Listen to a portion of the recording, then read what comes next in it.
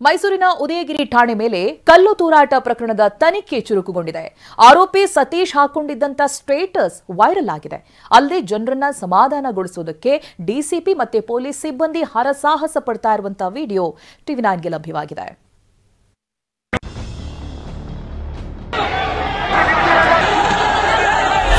ಇದೇ WhatsApp status ನಾವು ತೋರಿಸ್ತಿದ್ದೀವಿ ನೋಡಿ. ಇದೇ ಸ್ಟೇಟಸ್ ಮೈಸೂರು ಜಿಲ್ಲೆ ಉದಯಗಿರಿ ಉದ್ವಿಗ್ನಗೊಳ್ಳುವಂತೆ ಮಾಡಿದ್ದು, ಪೊಲೀಸ್ ಠಾಣೆಯ ಮೇಲೆ ಕಲ್ಲು ತೂರಾಟಕ್ಕೆ ಕಾರಣವಾಗಿದ್ದು.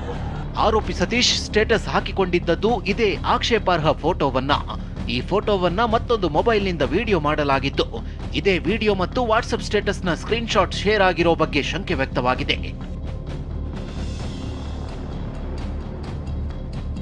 ಜನರನ್ನು ಸಮಾಧಾನಗೊಳಿಸಲು ಯತ್ನಿಸಿದ್ದ ಡಿಸಿಪಿ ಮುತ್ತುರಾಜು. ಪೊಲೀಸರ ಸಾಹಸಮಯ ವಿಡಿಯೋಗಳು ಟಿವಿ9ಗೆ ಲಭ್ಯ. ಅದ್ಯಾವಾಗ ಆರೋಪಿ ಸತೀಶ್ ಹಾಕಿರೋ ವಾಟ್ಸ್ಆಪ್ ಸ್ಟೇಟಸ್ ಹೊರಬಿತ್ತು, ಪೊಲೀಸರು ಸತೀಶ್ನನ್ನ ವಶಕ್ಕೆ ಪಡೆದು ಠಾಣೆಗೆ ಕರೆತಂದಿದ್ರು. ಇತ್ತ ಪೋಸ್ಟ್ನಿಂದ ಸಿಟ್ಟಿಗೆದ್ದಿದ್ದ ಸಮುದಾಯದ 1000ಕ್ಕೂ ಹೆಚ್ಚು ಜನ ಏಕಾಏಕಿಯಾಗಿ ಉದಯಗಿರಿ ಠಾಣೆ ಮುಂದೆ ಜಮಾಯಿಸಿದ್ರು. ತಕ್ಷಣ ಎಚ್ಚೆತ್ತುಕೊಂಡ ಡಿಸಿಪಿ ಮುತ್ತುರಾಜು ಪೊಲೀಸ್ ಜೀಪ್ ಮೇಲೆ ನಿಂತು ಜನರನ್ನ ಸಮಾಧಾನಗೊಳಿಸಲು ಯತ್ನಿಸಿದ್ರು. ಆದ್ರೆ ಯುವಕರು ಸುಮ್ಮನಾಗದೆ ಕಿರುಚಾಡ್ತಾ ಘೋಷಣೆ ಕೂಗಿದ್ರು. ಏಕಾಏಕಿಯಾಗಿ ಕಲ್ಲು ತೂರಿ ದಾಂಧಲೆ ನಡೆಸಿದ್ರು.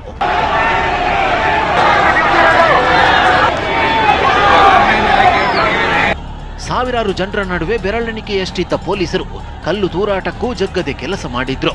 ಅಷ್ಟು ಜನರನ್ನ ಧೈರ್ಯದಿಂದ ಹಿಮ್ಮೆಟ್ಟಿಸಿದ್ರು. ಒಬ್ಬರ ಕೈ ಮತ್ತೊಬ್ಬರು ಹಿಡಿದು ಪರಿಸ್ಥಿತಿ ನಿಭಾಯಿಸಿದ್ರು. ಪೊಲೀಸರ ಸಾಹಸಮಯ ಕೆಲಸದ ವಿಡಿಯೋಗಳು ಟಿವಿ9ಗೆ ಲಭ್ಯವಾಗಿದೆ. ಗಲಾಟೆ ಬಳಿಕ ಎಸ್ಕೇಪ್ ಆಗಲು ಪುಂಡರಿಂದ ವಾಯ್ಸ್ ನೋಟ್,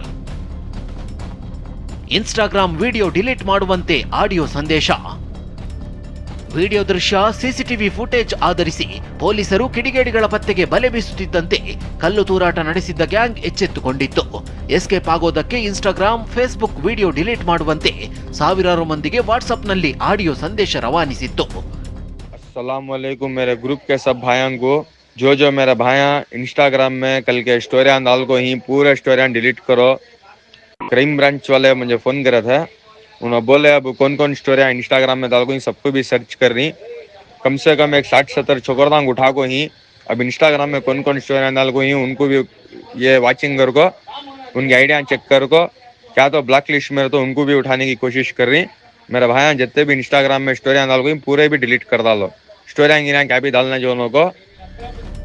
ಪ್ರಚೋದನಕಾರಿ ಪೋಸ್ಟ್ ಹಾಕಿದ್ದ ಆರೋಪಿ ಸತೀಶ್ ಜಾಮೀನು ಭವಿಷ್ಯ ಇನ್ನೇನು ಕೆಲವೇ ಕ್ಷಣಗಳಲ್ಲಿ ಹೊರಬೀಳಲಿದೆ. ನಿನ್ನೆ ಆರೋಪಿಯನ್ನ ಪೊಲೀಸರು ಕೋರ್ಟ್ಗೆ ಹಾಜರುಪಡಿಸಿದ್ರು. ಆರೋಪಿ ಪರ ವಕೀಲ ಹಾಮಾ ಭಾಸ್ಕರ್ ವಾದ ಮಂಡಿಸಿ ತಕ್ಷಣ ಬೇಲ್ ನೀಡುವಂತೆ ಮನವಿ ಮಾಡಿದ್ರು. ವಾದ ಪ್ರತಿವಾದ ಆಲಿಸಿದ ಕೋರ್ಟ್ 1 ದಿನದ ಮಟ್ಟಿಗೆ ಆರೋಪಿಯನ್ನ ನ್ಯಾಯಾಂಗ ಬಂಧನಕ್ಕೆ ನೀಡಿತ್ತು. ಕೆಲವೇ ಕ್ಷಣದಲ್ಲಿ ಜಾಮೀನು ಭವಿಷ್ಯ ನಿರ್ಧಾರವಾಗಲಿದೆ. ಪೊಲೀಸರ ವಿರುದ್ಧ ಆರೋಪಿ ಸತೀಶ್ ಪರ ವಕೀಲ ಹಾಮಾ ಭಾಸ್ಕರ್ ಗಂಭೀರ ಆರೋಪ ಮಾಡಿದ್ದಾರೆ. ಧರ್ಮದ ಭಾವನೆಗಳಿಗೆ ಧಕ್ಕೆ ತಂದ ಆರೋಪದಲ್ಲಿ ಬಿಎನ್ಎಸ್ ಕಾಯ್ದೆ 299 ಅಡಿ ಕೇಸ್ ದಾಖಲಿಸಿದ್ದಾರೆ. ಆದರೆ ಈ ಸಂಬಂಧ ಕೋರ್ಟ್ಗೆ ಯಾವುದೇ ಸಾಕ್ಷಿ ನೀಡಿಲ್ಲ ಎಂದರು. ಪ್ರಕರಣದ ಮೂಲ ವಸ್ತುವಾದಂತ ಏನು ಮೊಬೈಲ್ ಅಂತ ಹೇಳ್ತಾರೆ, ಮೊಬೈಲ್ ಅನ್ನೇ ಸೀಸ್ ಮಾಡದೆ ಆರೋಪಿಯ ವಿರುದ್ಧ ಪ್ರಕರಣವನ್ನ ದಾಖಲಿಸಿರುವಂತದ್ದು ಮತ್ತು ಯಾವ ಮಾಹಿತಿ ಆಧಾರದ ಮೇಲೆ ಪ್ರಕರಣವನ್ನ ದಾಖಲಿಸಿದ್ರು ಅನ್ನೋದಕ್ಕೆ ಯಾವುದೇ ಮೆಟೀರಿಯಲ್ ಅನ್ನ ಕೊಟ್ಟಿಲ್ಲ. ಚಿಕ್ಕ ಹುಡುಗರು ಎಂದ ಡಿಕೆ ಬೇಬಿ ಸಿಟ್ಟಿಂಗ್ನವರ ಅಂತ ಅಶೋಕ್ ಟಾಂಗ್. ಎಲ್ಲ ಚಿಕ್ಕ ಚಿಕ್ಕ ಹುಡುಗರು ಎಂದಿದ್ದ ಡಿಕೆ ವಿರುದ್ಧ ಅಶೋಕ್ ತಿರುಗೇಟು ಕೊಟ್ಟಿದ್ದು ಬೇಬಿ ಸಿಟ್ಟಿಂಗ್ನವರ ಅಂತ ವ್ಯಂಗ್ಯವಾಡಿದ್ರು. ಎಲ್ಲ ಚಿಕ್ಕ ಚಿಕ್ಕ ಹುಡುಗರಂತೆ. ಆ ವಿಡಿಯೋನು ನಾನು ನೋಡಿದ್ದೇನೆ. ಚಿಕ್ಕ ಚಿಕ್ಕ ಹುಡುಗರು 14, 15, 17, 18 ವರ್ಷದ ಹುಡುಗರು. ಪಾಪ ಅವರೆಲ್ಲ ಬಂದು ಹಿರಿಯರೆಲ್ಲ ಬಂದು ತಡೆದು ಮಾಡಿ ಬುದ್ಧಿವಾದ ಹೇಳಿ ಅವ್ರನ್ನೆಲ್ಲ ಅವ್ರಿಗೂ ಏಟು ಬಿದ್ದಿದೆ. ನಮ್ಮ ಡಿ ಕೆ ಶಿವಕುಮಾರ್ ಅವರು ಮೈಸೂರಲ್ಲಿ ಪಾಪ ಸಣ್ಣ ಹುಡುಗರು ಎಲ್ಲ 6 ತಿಂಗಳು 1 ವರ್ಷದ ಮಕ್ಕಳು, ಅವರೆಲ್ಲ ಸಣ್ಣ ಹುಡುಗರು, ಅವರೆಲ್ಲ ಪ್ರಚೋದನೆ ಮಾಡಿ ಕಲ್ಲು ಓಡಿಸೋಕೆ ಹೇಳಿರೋವಂಥದ್ದು. ಈಗ ಅರೆಸ್ಟ್ ಆಗಿರೋರೆಲ್ಲ 6 ತಿಂಗಳ ಮಕ್ಕಳ, ಬೇಬಿ ಸಿಟ್ಟಿಂಗ್ ಅವರೆಲ್ಲ. ಆರ್ಎಸ್ಎಸ್ನವರು ಟೋಪಿ ಹಾಕೊಂಡು ಮುಸ್ಲಿಂ ವೇಷ ತೊಟ್ಟು ಗಲಾಟೆ ಮಾಡಿದ್ದಾರೆಂಬ ಕಾಂಗ್ರೆಸ್ನ ಎಂ ಲಕ್ಷ್ಮಣ್ ವಿರುದ್ಧವೂ ಅಶೋಕ್ ಕೌಂಟರ್ ಕೊಟ್ಟಿದ್ದು, ಅಷ್ಟು ವೇಷ ಅಷ್ಟು ಗಡ್ಡ ಎಲ್ಲಿ ಸಿಗ್ತವೆ ಅಂತಂದ್ರು. ಗಲಾಟೆ ಕಲ್ಲು ಎಷ್ಟಿದೆ ಅನ್ನುವಂಥದ್ದೇನು ಆಪಾದನೆ ಇದೆ. ಅದರಲ್ಲಿ ಬಹುತೇಕ RSS ಕಾರ್ಯಕರ್ತರು ಟೋಪಿ ಹಾಕೊಂಡು ಮುಸ್ಲಿಂ ಸಮುದಾಯದ ವೇಷವನ್ನು ತೊಟ್ಟು ಬಂದು ಗಲಾಟೆ ಮಾಡಿರುವಂಥದ್ದು ನಮಗಿರುವಂಥ ಮಾಹಿತಿ.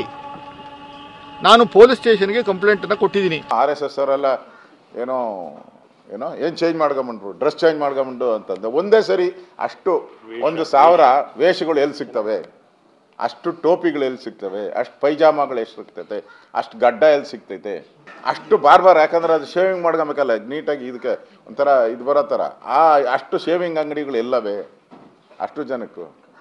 ಹುಚ್ಚಿರ ಇವರು ಕಾಂಗ್ರೆಸ್ ಅವರು, ಹುಚ್ಚಿಡ್ಬೇಕು ಕಾಂಗ್ರೆಸ್ ಅವ್ರಿಗೆ. RSSಗೂ ಈ ಘಟನೆಗೆ ಏನು ಸಂಬಂಧ ಇದೆ? ಇನ್ನು ಕೇಂದ್ರ ಸಚಿವ ಕುಮಾರಸ್ವಾಮಿ ಮಾತನಾಡಿ, ಮೈಸೂರು ಜಿಲ್ಲೆ ಉದಯಗಿರಿ ಗಲಭೆಯ ಬಗ್ಗೆ ರಾಜಕೀಯ ಕೆಸರೆರಚಾಟ ಶುರುವಾಗಿದೆ.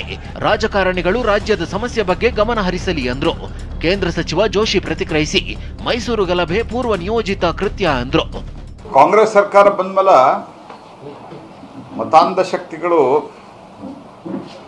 ಬಹಳ ದೊಡ್ಡ ಪ್ರಮಾಣದಲ್ಲಿ ತಲೆ ಎತ್ತಾ ಇದ್ದಾವೆ ಅನ್ನಲಿಕ್ಕೆ ಮೈಸೂರಿನ ಘಟನೆ ಒಂದು ಉದಾಹರಣೆ. ಯಾರೋ ಒಬ್ಬ ವ್ಯಕ್ತಿ ಏನೋ ಒಂದು ಸ್ಟೇಟಸ್ ಹಾಕಿದ ಅಂಥೇಳಿ ಇಷ್ಟು ದೊಡ್ಡ ಪ್ರಮಾಣದಲ್ಲಿ ಗಲಭೆ ಮಾಡೋದು, ಇದು